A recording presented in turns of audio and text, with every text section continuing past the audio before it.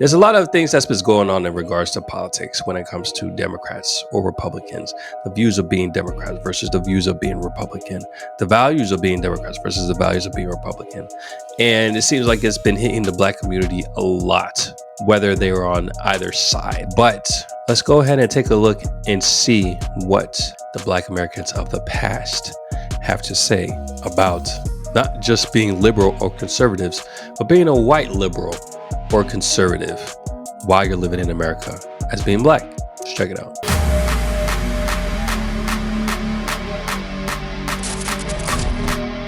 Yo, what's going on, everybody? This is a channel where you find the truth, seek understanding, and be the light. It's your boy, Bleu.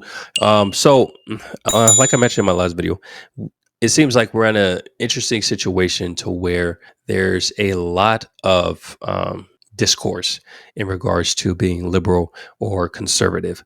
The thing that's happening nowadays is just seems to be a lot of, whether it's on the socialist aspect or more so on the capitalist aspect, which is still kind of weird to trying to compare the two. So I may be incorrect in that realm, but there's a lot of separation, and it seems like a lot of it has to do with being black or just deciding to be black. And I think the thing that I'm starting to realize is that as much as the Democrats claim that they're here for the black people, what I've been seeing lately is that they haven't really done too much for the black people, if you know what I mean. I haven't seen any policies to go in specifically for the black people that will alter the black people's lives for the better. I haven't seen it. I could be wrong, but to my view, we're still seeing the same issues. And even then, we're seeing plenty of stuff of those on the individual level that lives in certain black communities that still haven't seen any changes, anything that could really give them an up. But that's the thing when it comes to government that a lot of people aren't understanding, is that in order to really get an up, you have to do that yourself. You shouldn't have to be relying on the government, which is the conservative kind of mindset. You make what you do. Is it going to be tougher for black people? Yes, but that doesn't mean that you still can't reach it. So I just wanted to bring this video up. And it's interesting. It's Malcolm X, white liberals and conservatives. This is by Malcolm's disciples. So let's just go ahead and get into it and just have a glance of the perspective of, being black in America when you're dealing with politics by the white liberal or conservative. In this crooked game of power politics here in America, the Negro, namely the race problem, integration, civil rights issue, are all nothing but tools used by the whites who call themselves liberals against another group of whites who call themselves conservatives, either to get into power or to retain power. Among whites here in America, the political teams are no longer divided into Democrats and Republicans. The whites who are now struggling for control of the American political throne are divided into liberal and conservative camps. The white liberals from both parties cross party lines to work together toward the same goal, and white conservatives from both parties do likewise. So basically what he's saying here is the concept of liberal and conservatives doesn't tie into just Democrat and Republican. There are, and I guess this is what we would say as a center-leaning individual, where you have a conservative that may be liberal, or where you have a Republican that may be liberal, or a Democrat that's conservative. And that's the thing that I've always tried to make sense of, but people make it seem like, oh, it's either you're Democrat liberal or you're conservative Republican. No, I think I can be conservative and not 100% be Republican. And that's kind of how I view myself. I'm not Republican, like, let's say, like my dad. He's just a straight up Republican. I'm just conservative. That doesn't mean I'm a Republican, which is interesting that he mentions that. And I think that's something that a lot of people probably need to, look into more. The white liberal differs from the white conservative only in one way. The liberal is more deceitful, more hypocritical than the conservative. Both want power, but the white liberal is the one who has perfected the art. Black people, this is Malcolm X saying this. Malcolm X, one of the high figures of the black community. He is saying this straight out of his mouth. Of posing as the Negro's friend and benefactor. And by winning the friendship and support of the Negro, the white liberal is able to use the Negro as a pawn or a weapon in this political football game that is constantly raging between the white liberals and the white conservatives. The American Negro is nothing but a political football, and the white liberals control this ball through tricks or tokenism, false promises of integration and civil rights. In this game of deceiving and using the American Negro, the white liberals have complete cooperation of the Negro civil rights leaders who sell our people out for a few crumbs of token recognition, token gains, token progress. In the New York Tribune, in an editorial dated February the 5th, 1960, they pointed out that out of 11 million qualified Negro voters, only 2,700,000 actually take time to vote. This means that, roughly speaking, only 3 million out of the 11 million Negroes who are qualified to vote take an active part, and the remaining 8 million remain voluntarily inactive. And yet it is this small minority, the 3 million Negro voters, who help determine who will be the next president. If who will be the next president can be influenced by 3 million Negro voters, it is easy to see why the presidential candidates of both political parties put on such a false show with the Civil Rights Bill and promises of integration. They must impress the 3 million voting Negroes who are the actual integration seekers. And if so much fuss is made over these 3 million integration seekers, what would the presidential candidates have to do to appease the 8 million non-voting Negroes if they ever decided to become politically active? They hold the balance of power. Who are the 8 million non-voting Negroes? What do they want? And why don't they vote?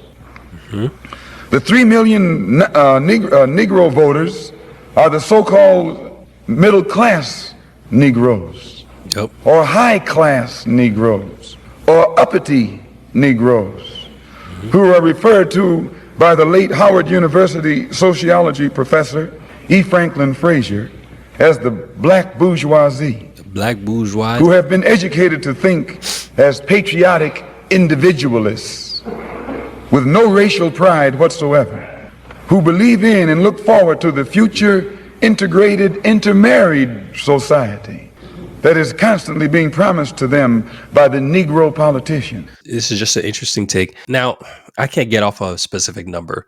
Based on what I see, the higher income Black American tend to marry outside of their race.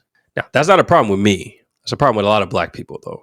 But it's just interesting that that ends up being the case. I mean, there's, of course, plenty of factors that go into it. But it's just interesting that everything that he's saying right now in regards to those in the back then what was called the black bourgeoisie, it still applies to today. The people that vote are those that are middle class, that are making money. Those of the lower class, they don't vote. They don't care to vote for whatever reason. Why not? And I feel like that's a majority of the Black America. They don't care to vote because they feel like it has nothing to do with them. Either that or they have to work and it just doesn't cross their mind. But those that can vote, those that are making enough money, those that do slightly pay attention to politics and what policies are being put into play and how that affects their pockets, those are the ones that tend to vote. But those are the ones that also seek the integration with everybody as a whole, which is interesting that he says that. And therefore, this integration-minded 3 million minority remain an active part of the white-controlled political parties. But it must never be overlooked that these 3 million Negro integration seekers are only a small minority of the 11 million qualified Negro voters. The 8 million non-voting Negroes are the majority. Right. The downtrodden black masses. They have refused to vote. They have refused to take a part in politics because they reject the Uncle Tom approach of the clergy politician leadership that has been handpicked for the so-called Negroes by the white man himself. This clergy politician leadership does not speak for the Negro majority. They don't speak for the black masses. They speak for the black bourgeoisie, the brainwashed, white-minded, middle-class minority, who because they are ashamed of their race, because they are ashamed of being black, and don't want to be identified with black, they are seeking to lose this black identity by mixing and mingling and intermarrying and integrating with the white society. The race problem cannot be solved by listening to the white-minded, brainwashed minority.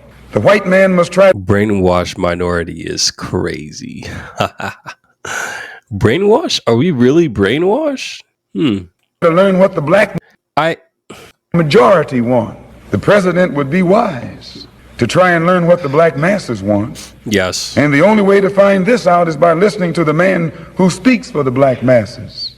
And I can Right. declare to you tonight and to the entire world that the man here in America who speaks for the majority, the downtrodden, dissatisfied black masses, is this same man who so many thousands of our people are flocking toward to see and hear.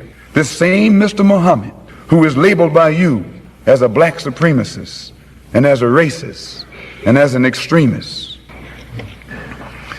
If the 3 million middle-class Negroes are casting their ballots for integration and intermarriage, what do the non-voting black masses who are in the majority want?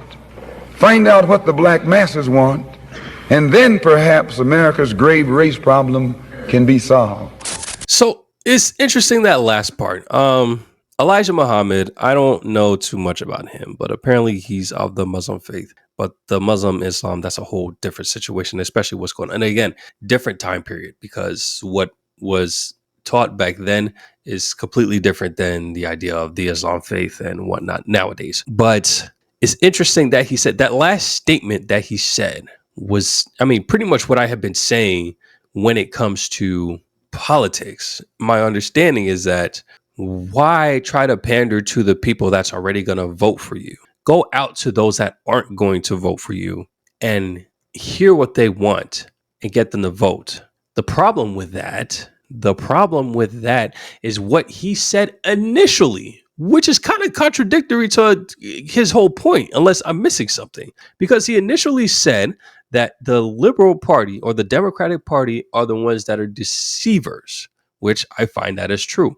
But then at the end, you say you find out what the majority want. And when you find out what the majority want, then that's how you can get those votes. But isn't that also deceit if you don't plan on actually acting forward? Isn't that what exactly the Democrats do? Isn't that what they've been doing? They just say and don't act on it. So I'm kind of confused as to the whole point. As to his whole point, he kind of, I don't know, he kind of just flipped back, and it's very confusing for me, unless I just completely don't understand or missed what was going on. But I mean, everything that he was saying was pretty spot on in regards to those that are, the bourgeoisies that have, let's say, given the self-seeking integration and stuff like that, and have been brainwashed. It really depends. I feel like a lot of people that are, let's say, conservatives that are black kind of have that mindset, like I was saying before, how we wish to build up what it is that we have. We build on ourselves. We don't go off of whatever it is that the government say that they're going to do, but we make our own means. We just don't want them to interfere with that, pretty much. If they're going to affect anything, it should just affect, I guess, our bottom dollar pockets or something like that. But don't tell us you're going to do this program or that program, or, provide this assistance, that assistance. They're good. They're good. But the thing is, people become dependent on them. There are those that are on government funding. Their parents were on government funding. Their parents were on government funding. And it's like, it becomes a generational thing where it's just like, they're just like, yeah, just depend on the government. You'll be okay. Which still is crazy to me. It still is crazy to me. But that's a thing. That's a thing. And people lack the drive to make something of themselves, to contribute effectively in this nation. And then on top of that, we just sit on this consumerism of just buying stuff just to feel that want. But where was I going with that? See, I done lost my spot. But anyways, just going into the idea of the mindset of just being black. I guess this whole idea was just figuring out, and maybe it was because of during that time, you have the majority of black people that don't vote. I mean, I think we see that here. But because of this situation, and I want this to be an eye opener for a lot of people, this was said by Malcolm X decades ago. The same thing still applies today. I voted red because I noticed that there was a lot of stuff that could have been done that wasn't being done by the left. A lot of things that was promised that didn't come through by the left. And just a lot of nothings that was taking place for the black people specifically, which they said that they were going to aid. But then I see all these other things for other, groups, so to speak. But the black people kept voting for them. Why? I don't know. I don't know. That's what kind of opened my eyes. It wasn't the mindset of, oh, just wanting to make more money or just wanting to integrate with the white people. I could care less about integrating with the white people. I think that we should be living in conjunction with one another. Yes, we should be living amongst our fellow brothers and sisters in unity and in peace. Yes, that's going to be a tough thing to accomplish. But at the end of the day, yes, I would like that. But that's not the reason why I decided to vote the way that I vote.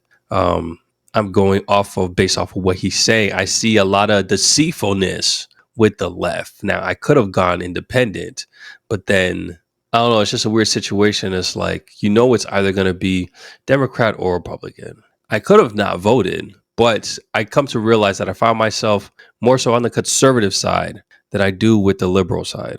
Just really evaluating myself, my situation at that time, and what it means to be a conservative or a liberal. That doesn't mean I don't care for social issues or whatever the case may be, but where does that sit on the priority level? You know what I mean?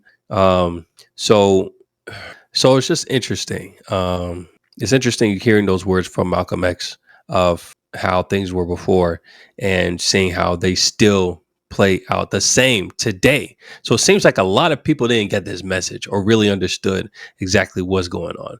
The second you tell me that I'm being deceived by a group of people, then it's like, okay, what am I voting for them for? Because everything that or majority of what they say could possibly be a lie. Why would I vote for that? But it is what it is. Y'all let me know what y'all think. I'm going to catch y'all on the next one. Take it easy.